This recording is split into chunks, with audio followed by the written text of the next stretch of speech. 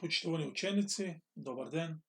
Јас сум наставник Зоран Тодоров, наставник по историја и по граѓанско образование во Основното училиште Јосип Броз Тито од Валандова. И ќе го имам тоа задоволство денеска да им помогнам на учениците од 9-то оделение, бидејќи денеска ќе зборуваме за општествени, економски и политички промени во Македонија, да видиме што е тоа што се случувало со Македонија по Втората светска војна. Веќе добро знаете дека после одлуките донесени на второто заседание на Авној, односно на 29 ноември 1943 година, и првото заседание на Асном одржано на 2 август 1944 година, во манастирот Свети Прохор Пчински кај Куманово, Македонија стана составен дел од Југославија. Во Југославија се случија големи политички промени, така дојде до целосен распад на кралството Југославија и на истите тие граници беше формирана федеративна држава, позната како Југославија, со која управуваше Комунистичката партија на Југославија, предводена од Јосип Броз Тито.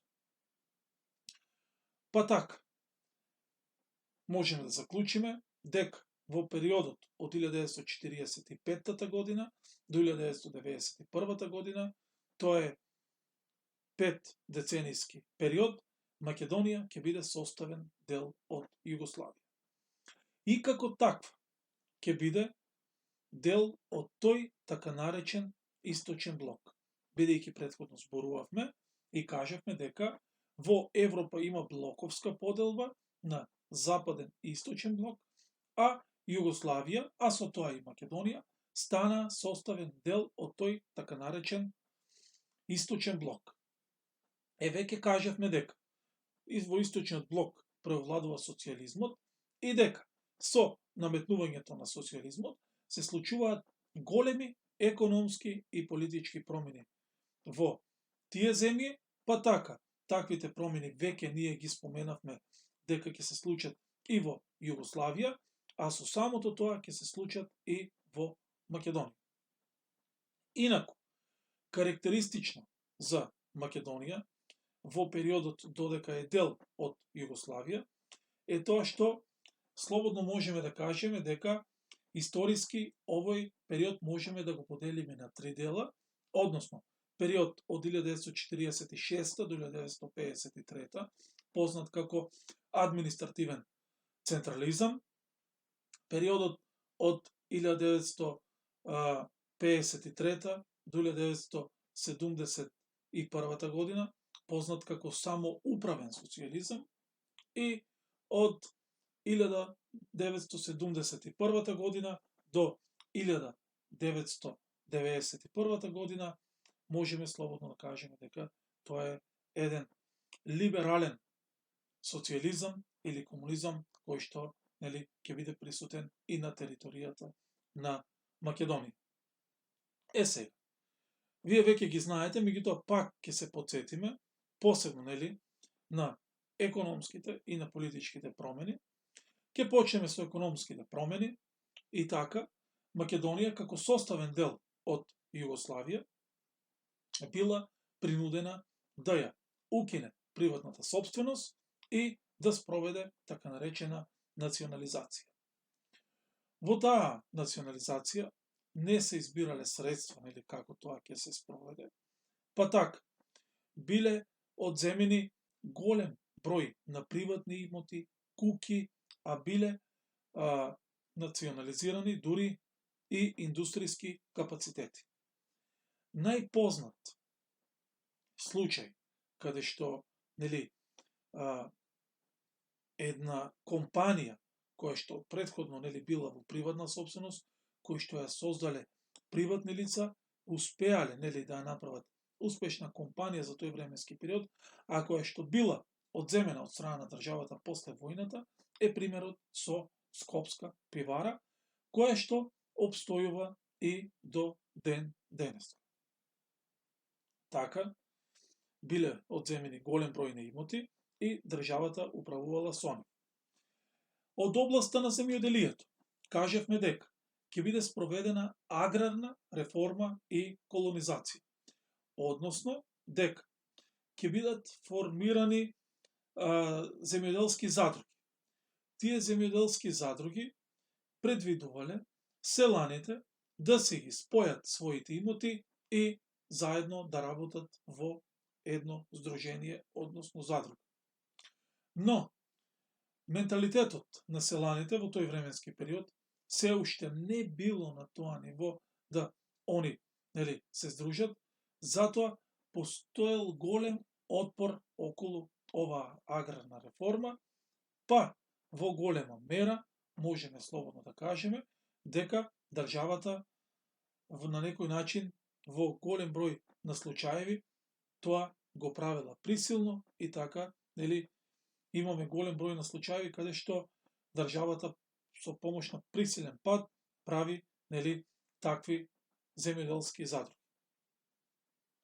Во поглед, на земјоделието и селанството, слободно можеме да кажеме дека тука е и колонизацијата, односно дека имаме примери и случаеви каде што дел од населението се населува во оние места каде што има повеќе плодна почва, па така слободно можеме да кажеме дека еден дел од македонските селани се населени во Србија, односно во Војводина.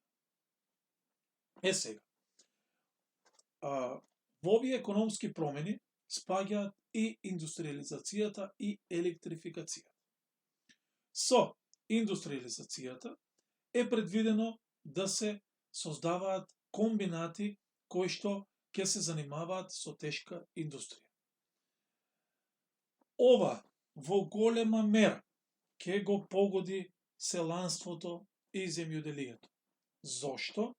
Бидејќи голем дел од селаните, незадоволни од таа аграрна реформа и колонизација, ќе ги напушти своите имоти и ќе се преселат во градовите и својата среќа ќе бараат во ново формираните комбинати за тешка индустрија, кои што опфаќале неколку илјади вработени. Така, како и во други делови од тие источно европски земји, така и во Македонија доаѓа до уништување на селанството и на земјоделието на сметка на тешката индустрија, односно ова ќе произведе миграција, каде што имаме празнење на селата, а полнење на градовите. Така, ова ќе предизвика или ќе создаде да се наметне силен удар врз земјоделието, а со тоа ќе се наметне силен удар врз македонската економија. Како и да е, ќе бидат отворени фабрики за тешка индустрија, како што се Железара Скопје, Рек Битола, металуршко-хемискиот комбинат Велес, Фени од Кавадарци и така натаму, што значи ќе се формираат повеќе комбинати од таква тешка индустрија. Добар дел од нив, како што е Рек Битола, ќе се занимава со производство на струја, преработка на метали, фероникел и така натаму. Овие Рек Битола, кој што и ден денеска обстојува и е најголемиот производител на електрична енергија во Македонија. Овие комбинатот Фени Кавадарци, кој што е изграден од тој временски период. Од прилика тие економски промени кои што се случувале во Македонија во тој временски период, да видиме што е тоа што ќе се случува во периодот од 1945 до 1990 1991 на политички план, и веќе кажевме дека од 1945 до 1953 година преовладува тој централистички принцип. Односно, имаме еден центар, од каде што доаѓаат сите команди, а сите оние кои што не се согласуваат со таквата политика, биле затварани и малтретирани.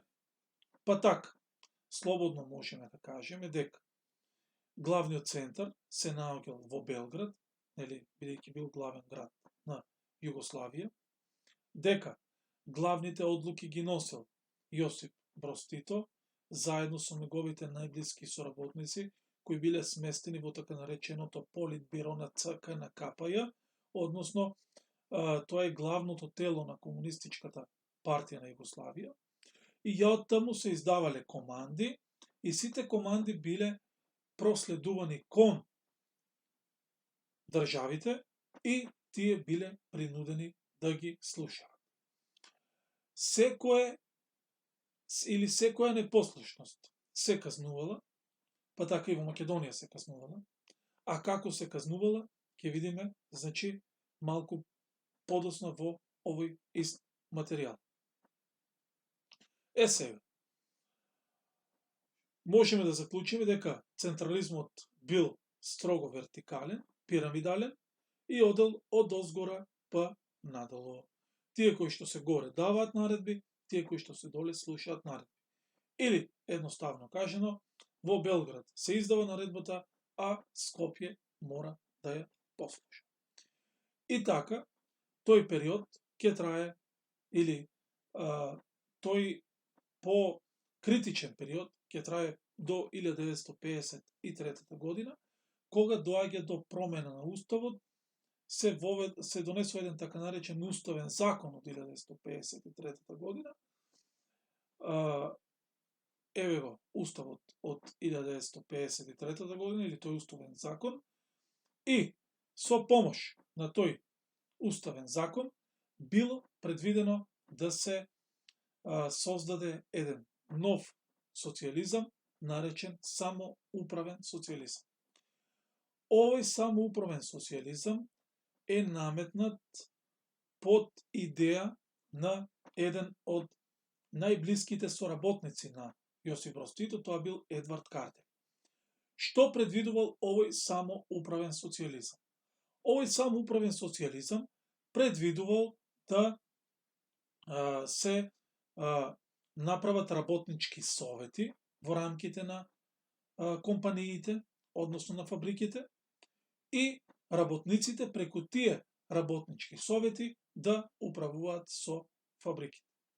На некој начин, ова представува автентичен систем на социјализам, бидејќи е различен од социјализмот во другите земји, а Југославија тоа сакала, и на дело да го покаже, бидејќи, ако се сеќавате, во 1948 година се случува познатата резолуција на Информбирото и Југославија е практично елиминирана од тие социјалистички земји и почнува да делува самостално, и бидејќи како социјалистичка земја вратите кон капитализмот ти се затворени, затоа е донесен овој самоуправен социјализам, кој треба да представува автентична форма на социјализам.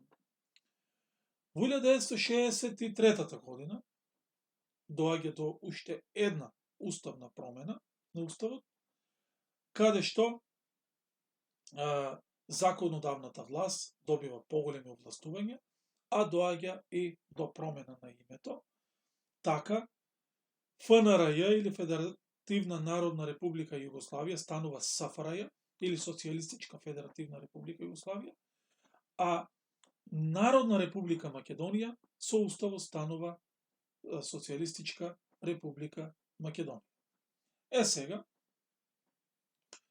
има уште еден систем кој што овде не е запишан, а јас ќе ви го напоменам. Тоа е, се извинувам, уставна реформа, која што се случува во 1974 година И со таа реформа во 1974 година, Југославија практично станува конфедерација. Што значи конфедерација? Тоа значи дека сега повторно имаме една држава, составена од повеќе републики, меѓутоа републиките со помош на уставот и законите имаат полна слобода во голем дел од прашањата самостојно да одлучуваат. Додека оние делови кои што се од заеднички интерес, како одбраната, милицијата и друго, ќе представуваат, нели, тела со кои што ќе управува федерацијата. Така, практично, Уставот од 1974 година предвидува да Југославија им даде поголема улога на републиките. Сега, веќе ви кажав дека во периодот од 1945 година до 1953 година во Југославија, па и во Македонија, се елиминираат сите политички противници кои што искажувале несогласување со моменталната власт. Па така, затоа се одлучив, нели, да во една посебна глава тоа го образложиме. Така, во периодот од 1945 до 1953 година се затворени голем број на неистомисленици. Во Македонија, конкретно, се појавуваат две структури, односно пројугословенска и промакедонска. Промакедонската струја сакала да води самостојна политика, посебно самостојна економска политика. Или, ќе го цитираме Методија Андонов Ченто, првиот председател на АСНОМ и првиот председател на Македонија, кој што ќе каже, во Југославија секој треба да работи за своето кесе, односно секој да се грижи за својата економија, но нормално тоа нема да им се допадне на властите сојузнички од Белград и тоа ќе се земе како зло. Исто така, про-македонската струја сакала да се води политика каде што би требало да се овозможи присоединување на сите делови од Македонија, односно, освен Вардарска, да се работи на присоединување и на Егејска и на Пиринска Македонија. За разлика од нив, пројугословенската струја овие ставови ги сметала за штетни, сметале дека овие ставови ја загрозуваат иднината на Југославија и затоа тие работеле во координација со Белград. После создавањето на првата македонска влада, за која ние веќе зборувавме, начело со Лазар Колишевски, про-југословенската струја доаѓа на власт и така про-југословенската струја на власт успева да ги затвори најголем дел од членовите на таа про-македонска струја. Таа про-македонска струја била предводена од председателот Методија Андонов Ченто, Лазар Соколов, доктор на науки, економски, Павел Шатев, доктор на правни науки, подпредседателот на АСНОМ Панко Брашнаров, Петре Пироземајски, Венко Марковски и така натаму. Сите тие ќе бидат затворени поради овие работи кои што претходно ќе ви ги споменам. Особено, ќе биде тешка судбината на Методија Андонов Ченто, кој како прв председател на АСНОМ бил обвинет дека сака да пребегне во Грција и оттаму со помош на некоја си војска да дојде и да направи немири во Македонија. Со помош на еден монтиран случај, Ченто ќе биде затворен и ќе помине во затвор речиси 9 години, каде што ќе се разболи и ќе подосна на слобода ќе почине.